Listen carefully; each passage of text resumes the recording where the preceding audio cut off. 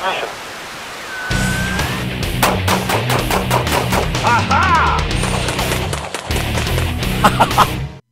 Hi, this is Joel Persinger. I'm the Gun Guy. Thank you very much for watching my videos and supporting my channel. I really appreciate it. Recently, I released to the general public a couple of podcasts, a video podcast and audio podcast, and I had intended on just doing that once so that folks would see what was available on Patreon if indeed you wanted to support the channel there. However, the fact that I was in the Nevada area, I was in Pahrump when this shooting happened at Las Vegas, made me think I ought to release this podcast too, which does not deal with that shooting at all. What it does point out is what wonderful people gun owners are. And with all the negatives going out there about gun owners and Second Amendment owners and the NRA and gun supportive groups, I thought you might enjoy hearing about my experience at Front Sight and the wonderful people I met there. Get ready for certified USDA prime gun stuff on the GunGuy TV podcast.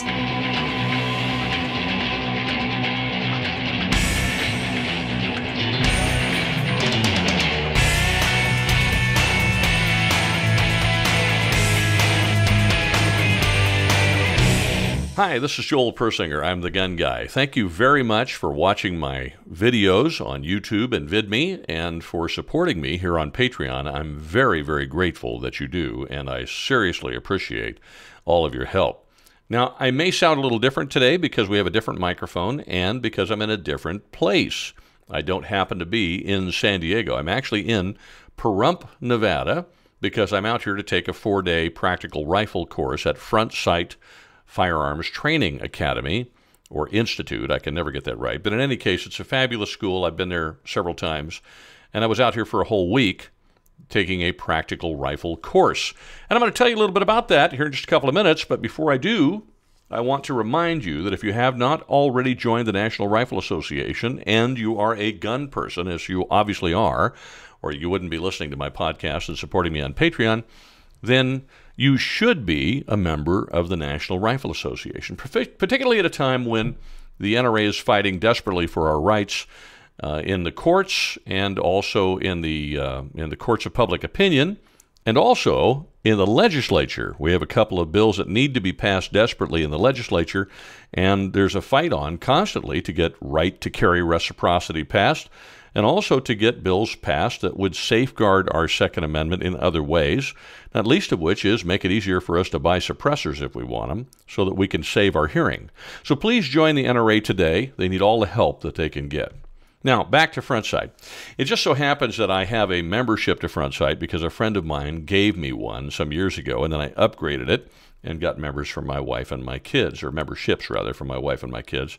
And I really do enjoy coming. Now, it also serves another purpose for me, and that is I am a firearms instructor and a certified law enforcement firearms instructor, and those various certifications, of which I have many, often require a training requirement within a span of time to renew. And that was the case this time.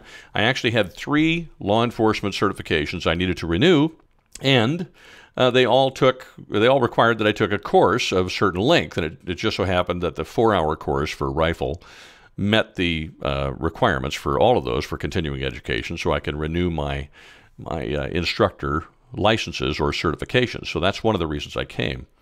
But I got to tell you, there's just stuff I learn every time I come out here. I've had a tremendous amount of training in my life, professional and otherwise, in the use of handguns and shotguns, both for hunting and for security and law enforcement purposes as patrol shotguns.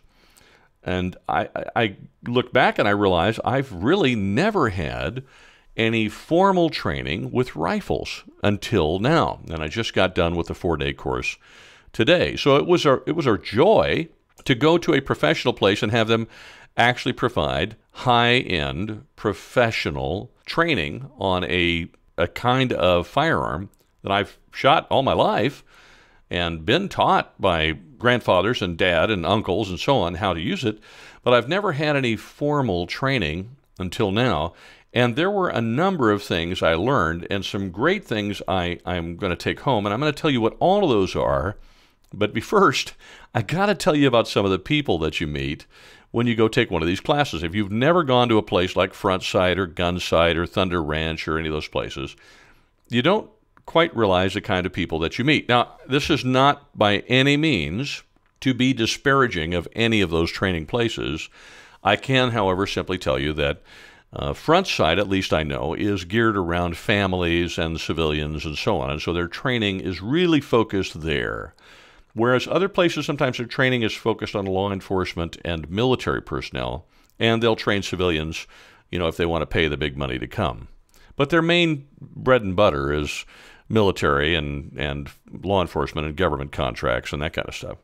That is not the case with Front Sight. Their main focus is training citizens. So they're very family-oriented, and that's one of the things I like about it, is that so much so, as a matter of fact, that they'll even say to you, and they do every time, they'll say to you, look, if you want to tell off-color jokes or you want to use foul language or whatever, realize this is a family-friendly place. This is not a boot camp. This is not a military organization. So please watch your language and watch the joking and around the rest of the class. And if you want to do that with somebody, that's fine, but take it offline. Take it somewhere where other people aren't going to hear you. Please watch your language while you're here. And I always think that's neat, because you just don't hear anybody lay that down as an expectation from their customers anywhere anymore, except maybe in church. However, at Front Sight, that is one of the things that they call out immediately. I've always liked that. All right, anyway, back to the people I was going to tell you that I've met. It's a funny thing when you go to these things. First of all, the timing was such that I arrived right the day that the shooting in Las Vegas occurred, which was so horrific. It actually occurred that evening, and by the time it occurred, I think I was already in bed, and of course I was in Pahrump, so I'm 60 miles away from Las Vegas anyway, but it was such a horrible thing, and people are jumping, out of their skin to vilify gun owners as nuts and wackos and horrible people, and certainly to vilify guns in general. It's as if this gentleman, if you want to use that term, he wasn't a gentleman, he was a complete and utter loon in the hotel, shooting at people at random for no apparent reason, and unfortunately killing 58 or 59 of them and injuring almost 500 or over 500, depending on which news organization you watch. It's actually just heartbreaking and brought me to tears at one point, just reading about the people who were hurt. But you've got that guy who's this nut. I mean, the guy is completely off his rocker. His elevator does not go all the way to the top. His beans are not even half-baked, and he's about 3 or 4 fries short of a Happy Meal, and he happens to have a collection of guns. Then you have these folks who come to Front Sight, who, without exception, are hardworking, honest, law-abiding people who just want to know how to be responsible gun owners and receive some excellent training so that if, God forbid, if they ever had to defend themselves or defend a family member or someone they love, they would know how to do it and have the tool with which to do it, and do so safely and efficiently and effectively, and only affect the individual they're protecting themselves from, or individuals they're protecting themselves from, because they've received the requisite training to be able to operate that tool properly and safely and efficiently to reach the result they want to reach, which is keeping themselves and their families safe. And they run the gambit. I mean, you got doctors and lawyers and folks with high-end college educations and degrees like that. Then you have some, a smattering of military folks. You got an officer who was there and some enlisted folks who were there. And then you've got the retirees. They've been working their whole lives. Now they're retired, and they're spending some time doing this because they love shooting, and they want to get better at it, and they would like to really know how to operate these tools better. And then you've got me. I'm a firearms instructor by trade, and it is what I really do for a living, is run a company that teaches people how to shoot and train security guards and in some cases law enforcement. And then you've got, the plumber and the carpenter and the doctor and the, you know what I mean? And the guy that has a small business, and the fella that works as a jeweler, and you've got the guy who owns a car lot, a small used car lot or whatever. These are just regular people, just regular, ordinary people. I hate to call them ordinary, because as far as I'm concerned, people are not ordinary, and that's, I suppose, from my faith. People were created, I believe, in God's image, and they are not anything but ordinary. They are extraordinary in almost every respect. And so here they are, these extraordinary people, but in the view of the world, they're just average folks. And all they want to do is be able to protect their families. And you contrast that on that day against this crazy loon who went and did what he did. And it was so encouraging, because if you turn on the news, you feel like the world's coming to an end. But you go to a class like this and you meet these people who are just great people. And for a week, you are privileged to be in their company and to laugh with them and smile with them and tell jokes and rib each other and encourage one another and give each other a hard time. There's one fellow there named Tom, and he and I partnered up. And what a great guy Tom is. I mean, he's a little older than me. He's 66. And he's had some physical ailments and so on, and yet he has such heart that he won't give up. He keeps working on it. He keeps trying. He will not quit. And he's there at front sight, training, trying to get better, trying to make his body work the way he wants it to work, and looking forward to new horizons rather than focusing on his ailments and the things that are going wrong. And I was so inspired by his heart to try and not give up. And then you got Randy and Frank. Those are the two craziest guys I think I've met in a long time, and I love them both. They're funny, and really just enjoyed being there. Randy he's the older of the two, and I think he told me he was a carpenter, I believe. Although he said he wasn't doing much carpentry, he was doing a bunch of fix-it stuff. But, he and I are probably closer. I think I'm a little older than he is, but he and I are closer in age than I would be with Frank. Frank's a young guy. And when it came to shooting prone, they say ready, go, or whatever, commence firing or fire, and you have to drop into the prone position. And he literally dropped into the prone position. And Randy and I looked at him, and I said, my mind may say I can do that, but my body is screaming, no way, Jose. And Randy wasn't going to try it either. But there's Frank dropping down there, getting his shots. Looked like a combination between swan diving and breakdancing, but somehow he ended up in the right position and got shots off brilliantly. And then there's Randy. He shoots 3-gun for fun and enjoys doing that, and he's a very good shot. And they had a competition at the end, which was kind of cool, that they called the man-on-man or whatever, but it's a steel competition. You have to hit a certain number of steel targets exactly the same way, and they have a hostage target with the hostage taker, and you got to shoot the hostage taker target and not the gray steel target that represents the hostage. And I got through 2 runs with it and won. And then it comes time for me to shoot against Randy, and I pick up my rifle, and I had forgotten that I had put the forward lens cover on my optic on, so you can't see through the optic because the lens cover's on. So there we are. We're all loaded up, ready for them to say fire, and they give us the go, and the guns come up, and I'm looking into blackness, and he's shooting, and I realized what had happened, and I just started cracking up. In fact, I was laughing so hard it was hard for me to just flip off the lens cover and then get back into the game and shoot the targets. And I did. I ran them, and I didn't, miss or anything. But he beat me because he did it so much faster than I. So later on, when it came time for grudge matches, I challenged him to a grudge match, and he beat me anyway. I was like, well, that was a waste of time. But that's the kind of fun that you have when you're out doing this. I've never met any of these people before. These are just folks I spent 4 days training with and having an incredible time enjoying our Second Amendment rights and learning how to keep ourselves safe and our families safe if, God forbid, we ever have to do so because the police are minutes away or maybe not available and we're facing deadly threats. And, if you look in the news, you'll feel like the world's coming to an end. But I got to tell you, when you spend time among folks like this whom you've never met in your life, you realize the world is not coming to an end. The country is not falling apart. The country is full of very good and very honest people. And the news media doesn't report on them because, well, they probably fear that you'd be bored and wouldn't watch or wouldn't listen or wouldn't read. I want to encourage you right now. I've just spent a week among some of the most encouraging and bright and fun people to be around that I've been around in a long time. And I'm in church a lot, and I have very close to my church family, and I hold them up in high esteem because they don't act like the rest of the world. But then you run into these folks, and you realize, these folks didn't act like the rest of the world either. There was a young man there. He was probably the youngest guy there. His name's Isaiah. Big, tall, lanky guy, and he was just so excited to be there and so excited to shoot, so excited to learn, and just really a nice young man. He really was. I looked forward to seeing Isaiah every morning when I got there because he always had a smile on his face and a positive attitude, and he was just ready to go.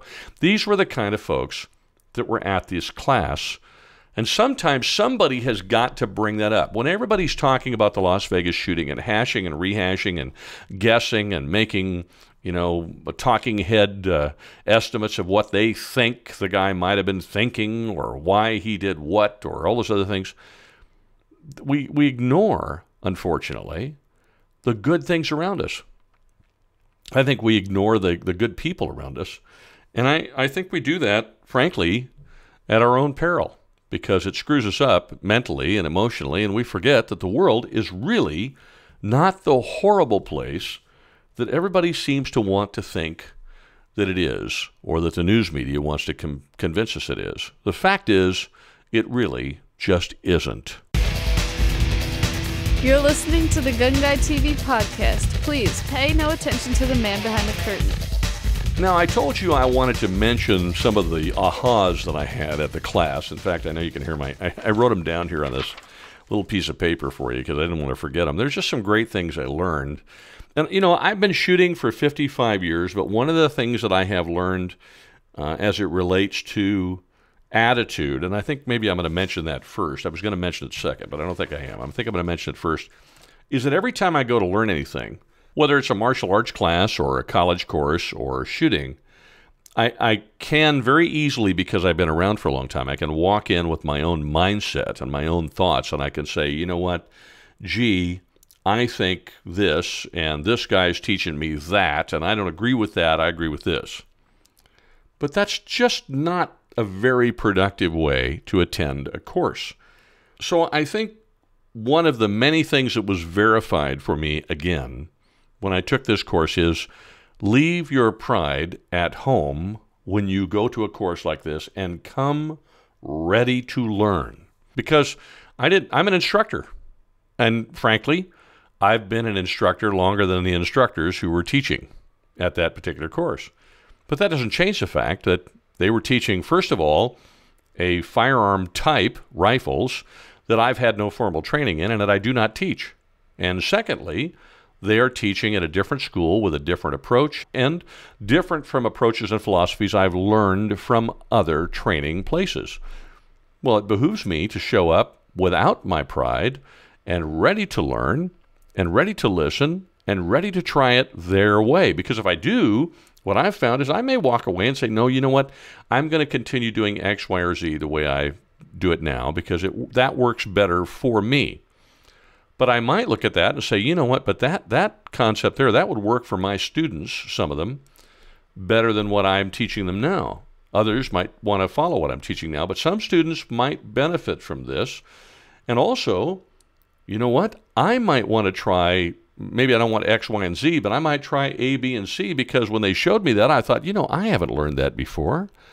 That is pretty darn cool, and that's pretty slick, and that works really well. That might actually be better than what I have learned previously. Let me apply that and see if I can add that to my toolbox of techniques or approaches to shooting and keeping myself alive if I happen to be, God forbid, in a shootout. But if I take my pride into the class, I don't get any of that. And I got to tell you, every time I've gone to front sight, I have walked out after class with a whole list of things that I've learned that I haven't seen before. And by the way, that's happened at every class, even when it's the same class over and over again. I've taken the pistol class there, or some version of it, 3 times at front sight, and each and every time I go, I learn something that I didn't learn before. Now, they don't necessarily teach something different as much as you can only absorb so much information in one sitting, and maybe you miss a few things, you go back the next time and you pick it up again. So I would say that the number one thing I learn every time I go to these things is attitude. Boy, if you come in with the right attitude, you're going to walk out learning a ton. Now, here's the other lessons I learned about equipment, though. You get the rifle out, and I've got my AR-15 that a buddy of mine made, and you've seen it on YouTube a number of times because I shoot it a lot.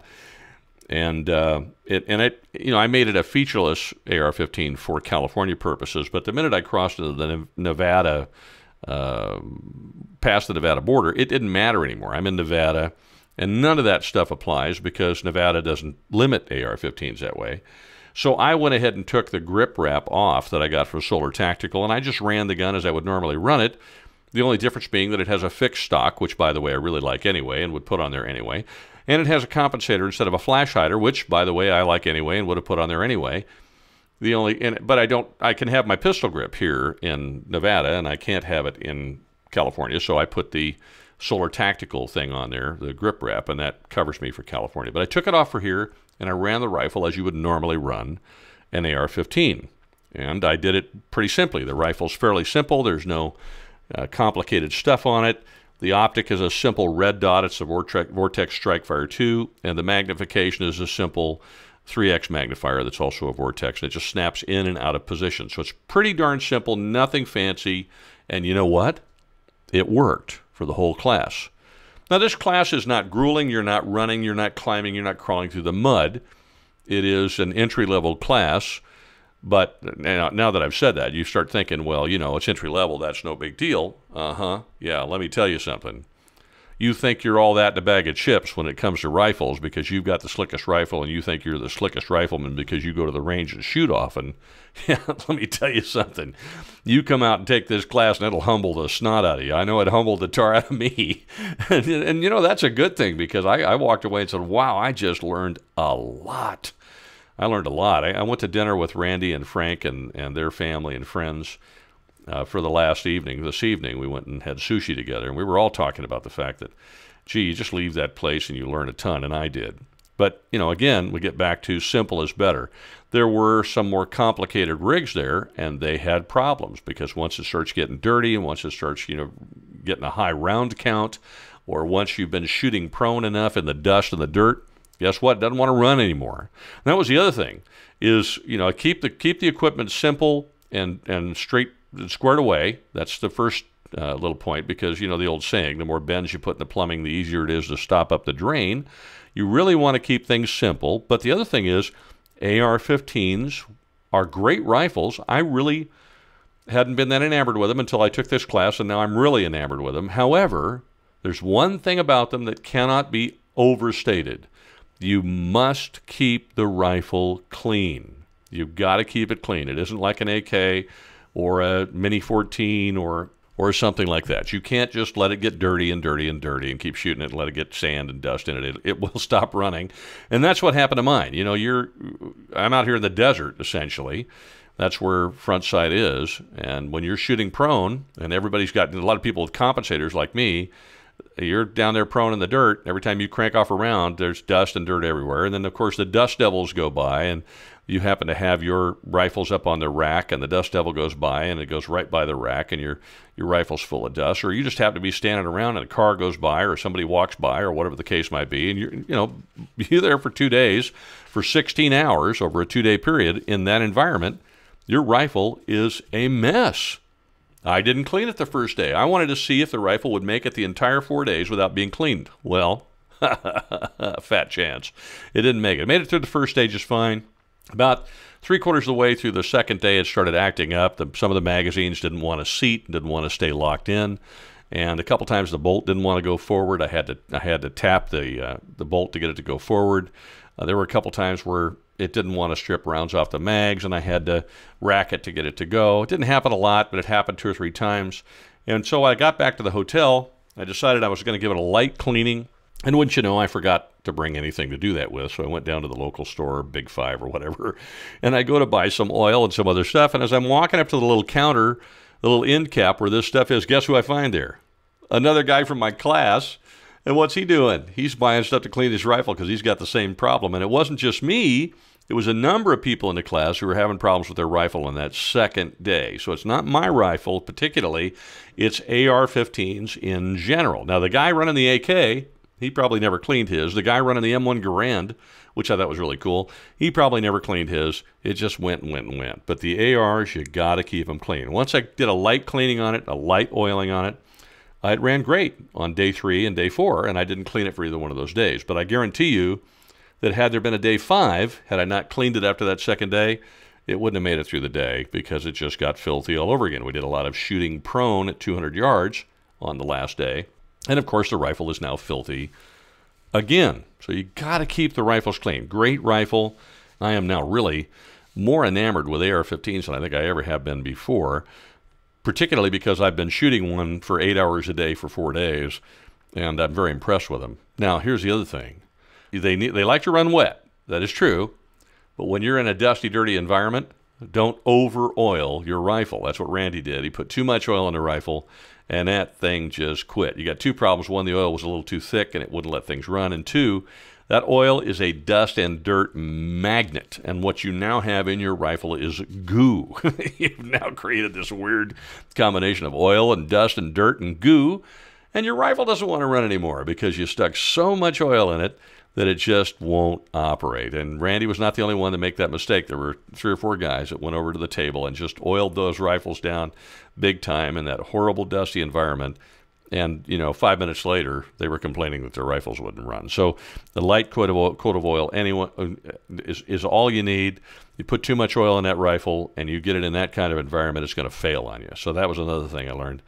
The other thing is that the California rifle configurations, like the AR Maglock or the Elemental Arms rifle, or any of those rifles where you have to pull the back pin in order to tilt the upper forward to eject the mag, simply do not work well if you're trying to take a class like this, because this class is going to run you through different kinds of malfunctions, and when you get to the double feed, you're just done.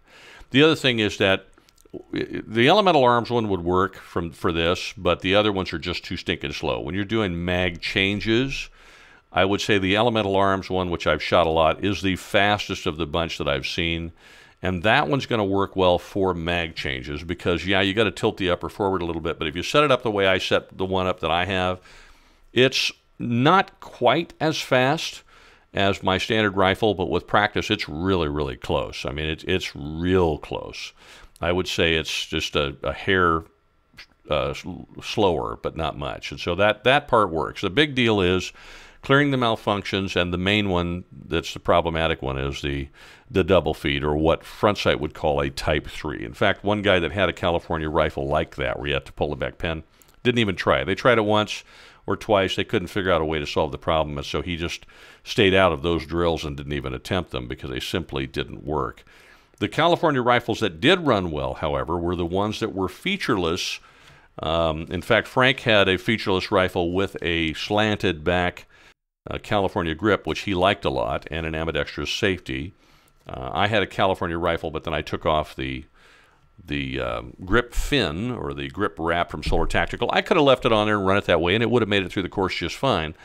And because I have a regular mag release and I don't have to tilt the upper forward, clearing jams and clearing double feeds is easy, I just hate running it with the stupid thing because I prefer having a real pistol grip. So I didn't run it that way, but I could have, and it would have worked just fine. So that was the other thing. And then there's just some other things too, and that is little things that you learn are sometimes the most important things. I was not pulling the rifle in tightly enough, and I was not leaning forward enough when I was shooting it, and as a result I was getting a lot of bounce off the rifle. One of the instructors there came over and said, "I'm seeing your rifle bounce a lot. Let me show you where you need to pull that in, and then really pull it in hard." And he helped me pull it in hard. I pulled it in hard, and he pulled it in harder, and he said, "That's about what I'd like to see. I'd like to see you pulling it in that tight. Now, send 2." And I cranked off 2 rounds, and the rifle didn't move at all, and both of them were one right next to the other. Bam, bam, just like that. And we talked about it afterwards, and he said, the issue is with a 5.56 or 2.23, the round has such light recoil that we tend to shoot it the way we would a 22, rather than shoot it the way we would a 30-06 or 308 or 7mm Magnum, when we should be shooting it the way we would shoot those heavier calibers, which we pull in really tight, and we get our cheek weld down really tight. And the reason why we do is we don't want that rifle to beat the snot out of us, smack us in the face, or thump us on the shoulder. So we pull it in really tight so it doesn't do that. But we get lazy with the AR because it doesn't have much recoil. We think we can shoot it effectively by not doing that. The problem then is that the rifle has a lot of movement back and forth, and it's bouncing around. And yeah, you'll get that first shot where you want it, but follow-up shots are going to be very slow because the muzzle's moving all over the place. Whereas if you pull it in and pretend that rifle is a 308 or 30-06 or 7mm Magnum or 338 Lapua or something, you really have to pull in hard. And you pull it in nice and tight, and you hold that tight, and you get your cheek weld down there, and you really get your cheek welded on that stock, and you press that trigger. You can keep pressing that trigger 1, 2, 3, 4, 5, 6, 7, 8, however many times you want, and that muzzle's going to stay right on target the whole time and barely move, and your rounds are really going to fly. Here's the other thing. Not only pulling it in tight, but getting that forward lean that you would want when shooting a heavy caliber so that your weight would absorb some of that recoil so that it doesn't bowl you over and put you on your butt. You apply that same forward lean when you're shooting that AR-15 or that 7.62 by 35 by 39 or some light intermediate caliber like that, and that gun's going to stay right on target. I watched one of the instructors demonstrate it with an AK, and he fired that AK faster than I've ever been able to fire mine because he had that forward lean and he really pulled in that rifle, and every round he fired went right where he wanted it to go, and the rifle barely moved during that time. So that was a huge aha for me, was just making sure that you did that. And there were some others too, but that was a really, really big one.